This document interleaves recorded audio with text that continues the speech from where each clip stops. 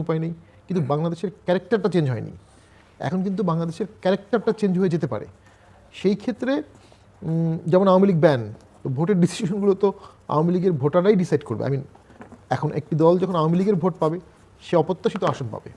আওয়ামী লীগের লোকটা যদি ভোট টোটালি না যায়, লো কাস্ট ভোট হবে। এখন আওয়ামী লীগের যদি সিদ্ধান্ত নেয় জামাতে ভোট দিব, ঠিক আছে, তাহলে জামাত ক্ষমতাও আসতে পারে, এটা খুব আনলাইকলি বাট হতে পারে। ইসলামিক দল আসলো এখানে, ইসলামিক এবং তার সাথে ফলোড বাই ইসলামিক টেরোরিজম, এটা ইন্টারভেনশনের একটা প্রি প্ল্যানও হতে পারে, আই ডোন্ট নো। বা বিএনপিকে ভোট দিল আমেরিকার লোকজন সবাই, যে মধ্যপন্থীর দল জিয়াউর রহমান আওয়ামী লীগকে রিভাইভ করেছিল, ওরাও করতে পারে, সবাই ভোট দিয়ে দিলাম, বিএনপি 300টা আসন পেয়ে গেল। সো ফ্যাক্টর তো মাঠে আওয়ামী লীগই শেষ পর্যন্ত থেকে যাবে, কারণ ভোটের ডিফারেন্স তো হয় 5 থেকে 20,000, সেটা আওয়ামী লীগ এই মুহূর্তে আর কি। ওই যে বললাম আওয়ামী লীগ ভোটে না থাকার কারণে ডায়নামিক্সগুলো মিশানো যাচ্ছে এবং আমি অবাক হব না আওয়ামী লীগ ইন্টারনালি জামাত এবং বিএনপিকে ব্ল্যাকমেলও করতে পারে। তুমি যদি আমার এই কথাগুলো না শোনো, আমি তোমার ওকে ভোট দেবো না, অপোজিট ক্যাম্পে ভোট দিয়ে দেবো। এই সুযোগটা আওয়ামী লীগের অটোমেটিক হয়ে গেছে। আওয়ামী লীগ ভোটে থাকলেই সুযোগ হতো না, ভোটের বাইরে থাকার কারণে সুযোগটা হয়ে গেছে। নাও এখন ওই সময়ের কমিউনিস্ট মুভমেন্টকে ঠেকানোর জন্য প্যাট্রোনেজ আসতো মস্কো পিকিং লীগের ওপেন। আমরা ছোটোবেলা মস্কোর বই দেখেছি, কিন্তু ছোটো ছোটো প্রিন্ট করা মাও সেতুংয়ের রেড বুক তো ছিলই, আর সব ছিল। এখন সেটা আর সেই প্যাট্রোনেজটা নাই, অর্থাৎ ইসলামিক শক্তিকে ডেমোক্রেটিক্যালি বা পলিটিক্যালি কন্টেন করার জন্য যে বামপন্থী ছিল সেটা নাই। আরেকটা ছিল বামপন্থীকে নিয়ে আওয়ামী লীগ শক্তি, সেটা নাই। বিএনপি কখনো ইসলামিক শক্তিকে কমব্যাট করতে পারবে না, কারণ BNP for long time Islamic শক্তিকে সাথে নিয়েই আওয়ামী লীগের বিরুদ্ধে তাকে থাকতে হয়েছে। এবং গত 17 বছরের যে আওয়ামী লীগের দুঃশাসন, তার কারণেই ইসলামিক শক্তিটা আরও সাফল্যজনক পেয়েছে। এবং ওই চরম দুঃশাসন এবং আয়রন ক্ল্যাড গভর্নমেন্টের বিরুদ্ধে ইসলামিক শক্তি ছাড়া খুব সহজভাবে কেউ দাঁড়াতে পারছিল না, ইসলামিক শক্তিগুলো ছাড়া তাদেরকে হরাতে পারছিল না। সো তারা এখন বিজয়ী শক্তি। এই বিজয়ী শক্তিকে আপনি কীভাবে পলিটিক্যালি হ্যান্ডেল করবেন, এটা বিএনপির জন্য বিশাল বড় চ্যালেঞ্জ, and it requires very high maturity. এটা কীভাবে অ্যাডজাস্ট হবে ডাউটফুল। একদিকে তাদের ডেমোক্রেটিক অধিকার আছে, একদিকে বাংলাদেশ যেন একটা আলট্রা ইসলামিক ক্যারেক্টারিস্টিকে না যায়, বাংলাদেশ যেন টেরোরিজমের পথ না খোলে কোনোভাবে। এই জিনিসগুলো কীভাবে সমন্বয় হবে। এবং অসংখ্য ব্যবসায়ী প্রার্থীরা আমাদের এখানে ভোটে নমিনেশন নিতে চায়নি, তাদের ব্যবসায়িক প্রতিষ্ঠানগুলো ধ্বংস করে ফেলা হবে। এরপরে যখন মনোনয়ন দেওয়া হলো, খুব তুচ্ছ কারণে 30টির মতো মনোনয়ন বাতিল করা হয়েছে। এবং রিটার্নিং কর্মকর্তার ক্ষমতা ছিল এগুলোকে নন সাবস্টেন্সিয়াল নেচার অফ মিস্টেক, এগুলোকে উনি কারেক্ট করতে পারতেন ইনস্ট্যান্টলি, আমারও করেছেন অনেকবার। কিন্তু মবের ভয়ে তাকে ট্যাগিং করা হবে, আপনি স্বৈরাচারের দোসরের মনোনয়ন কারেকশনের সুযোগ দিলেন কেন, এই অভিযোগ যেন শুনতে না হয়, তারা স্টেট এগুলোকে বাতিল করে দিয়েছে। ফলে প্রার্থীকে আপিল করতে হয়েছে। আপিল আমি 3 দিন ধরে অবজার্ভ করছি। আমি বলবো ইলেকশন অ্যাপিল ট্রাইব্যুনাল সম্পূর্ণ নিউট্রালি আপিলগুলো নিষ্পত্তি করেছে, লয়ের বাইরে তারা কিছু দেখছে না, এটা একটা ভালো দিক। কিন্তু নির্বাচন তো আগারগা বা ইলেকশন কমিশনের অফিস না, নির্বাচন হলো 42,000 সেন্টারে হবে, চর এলাকা, দুর্গম এলাকা, কম্পিটিটিভ এলাকা, কত দ্রুত পুলিশ যাবে, কত দ্রুত সেনাবাহিনী যাবে। এখনও পুলিশ কিন্তু থানা থেকে বের হয় না, অনেকক্ষণ পরে।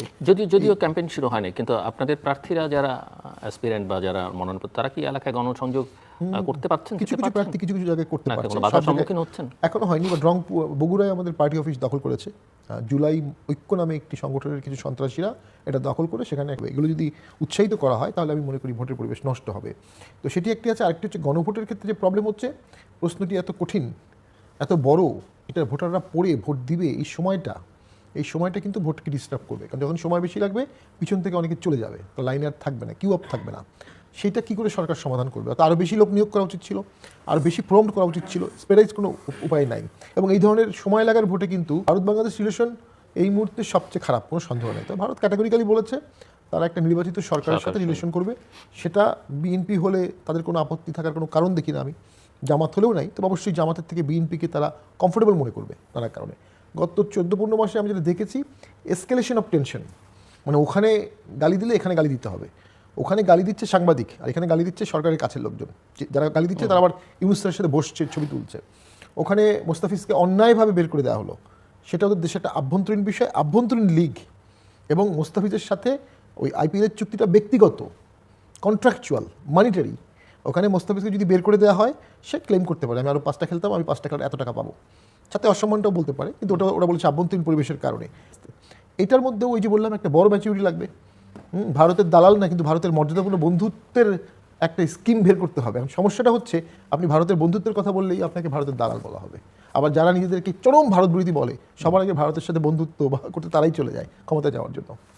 আবার যে স্বপ্ন, সেখানে কিন্তু ভারতের সঙ্গে তারা আবার অন্যভাবে একটা সম্পর্ক নির্ধারণ করতে চায়। এটা পত্রপত্রিকাতেও আসছে, তাদের বক্তব্যও আসছে।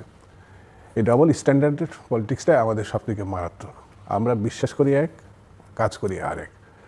অর্থাৎ আমি একটু আগেও বললাম যে ভারতের সঙ্গে আমাদের সম্পর্কটা দ্বিপাক্ষিক হতে হবে, মর্যাদার হতে হবে। তো এই মর্যাদা এবং দ্বিপাক্ষিকটা কূটনৈতিক একটি বিষয় বলে মাথায় নিতে হবে।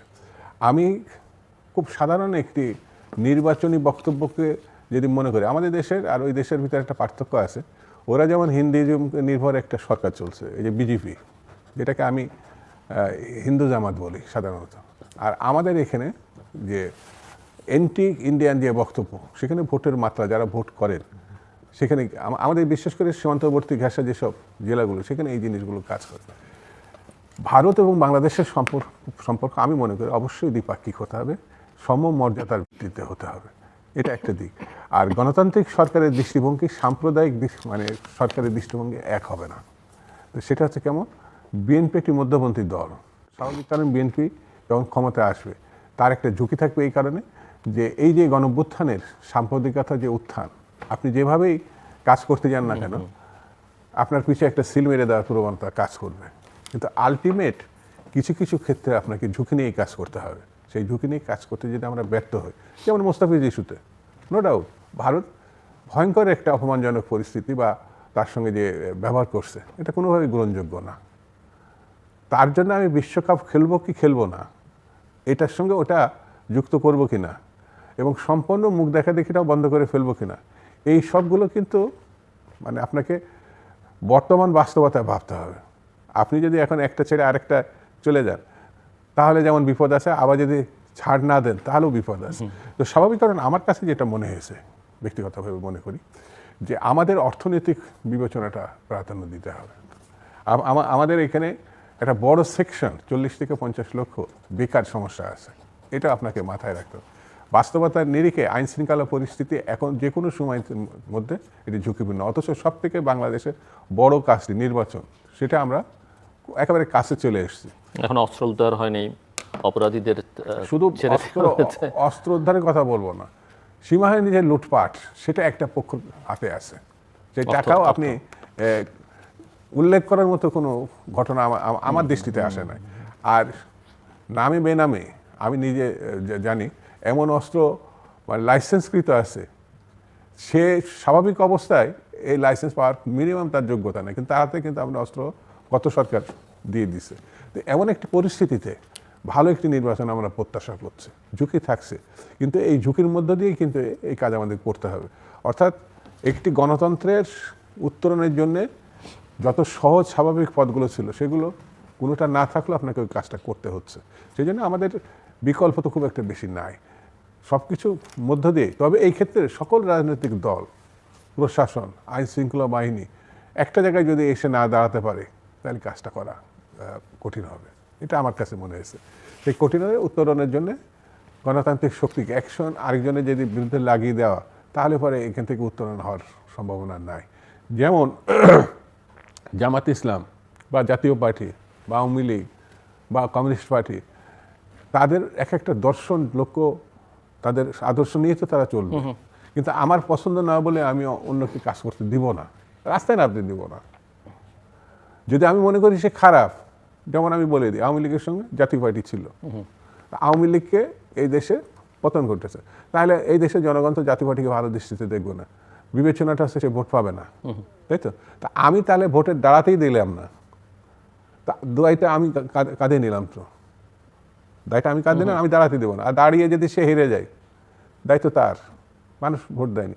তো গণতান্ত্রিক বিধি ব্যবস্থা কিছু কিছু ক্ষেত্রে আমি মনে করি যে এটা স্লোগানে একে নিষিদ্ধ করতে হবে, ওকে, শেখ মুজিব এটা করছে, শেখ মুজিবের সঙ্গে আমাদের পার্থক্য থাকতে হবে না? আওয়ামী লীগের সঙ্গে সকল রাজনৈতিক দল তার নিজের দলটাও বাদ দিয়ে এসে বাকশাল করছিল, 75-এর কথা বলছে। তো ওইটার কারণেই তো এই দেশের মানুষ ওনাকে পছন্দ করে নাই, ওই সময় গণতান্ত্রিক ভাবাপন্ন কেউ পছন্দ করে না। তাহলে নিষিদ্ধর রাজনীতি যেটা বলছি, এটা জনগণের হাতে ছাড়বো। তো আমি ব্যক্তিগতভাবে মনে করি গণতান্ত্রিক রাজনীতি জনগণের হাতে ছেড়ে দেবো। ও যদি ভোট না দেয়, ও জামানত বাজেয়াপ্ত হয়ে যাবে। তো কিন্তু আমি তো ওই জায়গাটায় আগেই ব্যারিকেড দিচ্ছি। এটা আমার মনে হয় রাজনীতি, সুস্থতা, শিষ্টাচার, এই জিনিসগুলো বাইরে যারা আছে তারা এই কথাগুলো বলতে পারে। ভোটের রাজনীতিতে আমার মনে হয় আরও গভীরভাবে ভেবে একটু ঠান্ডাভাবে চিন্তা করা উচিত। এছাড়া আমাদের গণভোটের প্রসঙ্গে আপনার গণভোটটা যেভাবে সরকার তো ক্যাম্পেইন করছে, কিছু কিছু রাজনৈতিক দলও ভোটের ক্যাম্পেইন করছে, যেমন বললাম আমি যে এনসিপি জুলাই চার্টারে সাইন না করলো, তারা নেমে জুলাই চার্টারে যে সই করে না, তারা আবার জুলাইয়ের প্রসঙ্গনে একমাত্র দাবিদার, তারা আবার সইও করে, তারা আবার অ্যাম্বাসেডার মানে কতজনকে দেওয়ার কথা বলেছে। এক জগা খিচুড়ি মার্কা অবস্থা, পিকুলার একটা অবস্থা। এবার আমরা শামীম কিছু টেকনিক্যাল প্রসঙ্গ, সময় লাগবে, মানুষ সচেতন না, না এটা আমি অস্বীকার করছি না। এই জুলাই সনদের পক্ষে আমরা অনেক আগেই সই করছি বিএনপি, আমরা গণভোটেরও কথা বলেছি একই সঙ্গে হোক। হ্যাঁ, এই জায়গাটায় রাজনৈতিক দলগুলোকে, বিশেষ করে সরকারের একটা প্রচারণা, যেমন রাজনৈতিক দলগুলোকে যারা জুলাই সনদের পক্ষে গণভোটের প্রচারণা, তাদের যেমন দায় নিতে হবে, ঠিক তেমনি যখন ভোট দিতে যাবে যেন ওই পিছন দিক থেকে সময় লাগছে বলে চলে যাওয়া, এটা কনভিন্স করা। না হলে পরে কোনো কারণে যদি গণভোটে বিপক্ষে ভোট হয়ে যায়, তাহলে এটা জাতীয় ক্ষেত্রে অন্য ধরনের একটি পরিস্থিতি তৈরি করতে পারে। সেই কারণে আমরা যারা মানে গণঅভ্যুত্থানের পক্ষে, জুলাই সনদের পক্ষে, বিশেষত বিএনপির নেতৃত্বে যেসব রাজনৈতিক দল আছে, তাদেরকে সতর্ক এবং সজাগ থাকতে হবে। এছাড়া অন্য কোনো পথ আছে বলে আমার কাছে মনে হয় না। সো আমরা ফাইনাল রাউন্ড 5 মিনিট করে দুজনের জন্যই ক্লোজিং রিমার্কস হিসেবে, এবং সব মিলিয়ে সামনের সিনারিওটা আসলে কি দেখেন, আশঙ্কার জায়গা কি, সম্ভাবনার জায়গা কি, করণীয় কি তাদের জন্য, রাজনৈতিক দলগুলোর জন্য, সব মিলিয়ে আপনার জন্য 5 মিনিট, বিশেষত দুজনে 5 মিনিট। দেখুন, জিয়াউর রহমান যখন আসলেন, উনি তো ভারতে গেলেন, মোবারকজি দেশের সময় মনে হয় মোরারজি দেশাইও এসেছিলেন। দেশে এসেছিলেন। এরপরে ভোট হলো, ওই ভোটে কিন্তু আওয়ামী লীগ ছিল। ইভেন ইন্দিরা গান্ধী যখন প্রাইম মিনিস্টার, তখনও জিয়াউর রহমান ভারত সফরে গেছে। আচ্ছা, হতে পারে। তখন কিন্তু সেই ভোটে আওয়ামী লীগ এসেছিল। তখনকার জনগণ বা স্ট্যাবলিশমেন্ট, তারা কিন্তু ঠিক আওয়ামী লীগের জন্য তখনও খুব একটা ফ্রেন্ডলি ছিল না, এবং জামাতকেও রিভাইভ করলেন জিয়াউর রহমান, প্র্যাকটিক্যালি ধর্মভিত্তিক রাজনীতি আইডিয়াল নামে, ইসলামিক ডেমোক্রেটিক লীগ নামে তারা সো একটা সমঝোতা হলো আর কি। 91 একটা সমঝোতা হলো, 4 দলীয় জোটের দুদুভাই। ইভেন শেখ হাসিনাকেও ফিরিয়ে নিয়ে আসা জিয়াউর রহমানের সময়, জিয়াউর রহমানের সময় শেষের দিকে উনি আসা 17 দিনের মাথায় জিয়াউর রহমান হত্যাকাণ্ডের শিকার হলেন। তো 91 সালেও তো একটা সমঝোতা হয়েছিল 4 দলীয় জোটের রূপরেখা। এবার কিন্তু কোনো এবং জাতীয় পার্টিকে কিছু বাধা দেওয়া হলো, নির্বাচন করতে দেওয়া হয়েছিল, টিভিতে ডাকা হয়নি, নির্বাচন করতে দেওয়া হয়েছে। 2008-এও সেই গভর্নমেন্টটা চলে যেতে হবে, সবাই সিদ্ধান্ত নিল আগে এই গভর্নমেন্টটাকে যেতে হবে, বিএনপি সিদ্ধান্ত নিল, যে কারণে সমঝোতা হয়ে গেল একটা, যে সবাই অংশগ্রহণ করবে। ইচ্ছা করলে বিএনপি তো 8-এর ভোট বর্জন করতে পারতো, যে না আমাদের এত লোককে টর্চার, কিন্তু করেনি। ওই সমঝোতার ভিত্তিতে তারা ভেবেছে একটা ট্রানজিশন হোক। এখন কিন্তু কোনো সমঝোতা হয়নি। এটি হচ্ছে সবচেয়ে বড় পলিটিক্যাল রিস্ক। একটা সমঝোতাবিহীন দুর্বল সরকারের অধীনে একটা নির্বাচন হতে যাচ্ছে, ফলে মাঠে গিয়ে যার যা শক্তি সেভাবেই সব কিছু হতে পারে। আরেকটি ব্যাপার ছিল, ওই সময় সেনা সমর্থিত সরকার ছিল 2 বছর, অর্থাৎ ধাপে ধাপে ধাপে ধাপে ভোটের দিকে দেশকে নিয়ে যাওয়া হয়েছে। এবং মজার ব্যাপার হচ্ছে, ওই ভোটটা ইমার্জেন্সির মধ্যেই হয়ে গেছে, ভোটের দিনও ইমার্জেন্সি ছিল, ডিজুরে নট ডিফ্যাক্টো। এবার সেনাবাহিনীর সাথে সরকারের একটা ডিস্টেন্স দৃশ্যমান, সেনাবাহিনীর মধ্যে নিরুৎসাহ দৃশ্যমান, সেনাবাহিনীকে গালিগালাজ করার একটা অংশ দাঁড়িয়ে গেছে। সেই সেনাবাহিনী ভোটের সময় দেশের নিয়ন্ত্রণ কতটুকু নিবে? 3,000 আসামি পালিয়ে গেছে, তাদের মধ্যে 2300 পলাতকে হাজতে ব্যাক করেছে, 700 আসামি পালিয়েই গেছে বা জামিন হয়েছে, তাদের মধ্যে শীর্ষ জঙ্গি আছে, তারা এখনও বাংলাদেশে হয়তোবা আছে। অসংখ্য অস্ত্র লুট হয়েছে, অস্ত্রগুলো রয়ে গেছে, এই অস্ত্রগুলো ভোটে ব্যবহৃত হতে পারে। তো আমরা মনে করি সেখানে ভোটের আসলে উৎসাহ উদ্দীপনাও কম দেখছি, গণভোটেও উৎসাহ কম দেখছি। প্রার্থীরা ব্যক্তিগত ভোট বলছে, হ্যাঁ না ভোট নিয়ে কথা বলছে না। এনসিপি তার যে হিউজ লেভারেজ ছিল আন্দোলনের প্রধান তরুণ শক্তি হিসাবে, জামাতে গিয়ে তারা অধীনস্থ হয়ে গেছে, তাদের চিন্তা চেতনা এবং তাদের সমর্থন এখন ব্র্যাকেটবন্দি হয়ে গেছে। এবং যেটা আমরা অনেক আগেই বলেছিলাম যে এনসি জামাতেরই সন্তান, সেটাই প্রমাণিত হলো, সব আশঙ্কা প্রমাণ করলো। তাহলে এখন এই যে গণভোট বা এই বিষয়গুলোতে যে উৎসাহ নিয়ে কাজ করবে, সেরকম কোনো বড় শক্তি আপাত দৃষ্টিতে আমরা দেখছি না। আর যেহেতু ভারতের বিরুদ্ধে একটা অভিযোগ আছে, অনেকটা জাস্টিফাইড, যে ভারত সবসময় আওয়ামী লীগকে অতিরিক্ত পছন্দ করে বা শেখ হাসিনাকে অতিরিক্ত পছন্দ করে, এবং সেটা কিছু এভিডেন্সও আছে 14, 18, 24-এর ভোট। এখন একটা সুযোগ ভারতের জন্য এসেছে যে না, আওয়ামী লীগ ছাড়া অন্য সরকার থাকলে তারা প্রফেশনাল রিলেশনশিপে তাদের কোনো আপত্তি নাই। আবার যদি আমরা ধরে নিই বিএনপি ক্ষমতায় আসবে, যেটা একটা সম্ভাবনা অবশ্যই আছে, বিএনপি প্রতিবারই জামাতকে নিয়ে বা ইসলামিক দলকে নিয়ে বা তীব্রভাবে অ্যান্টি ইন্ডিয়ান শক্তিকে সাথে নিয়ে ভোটে জয়লাভ করতো।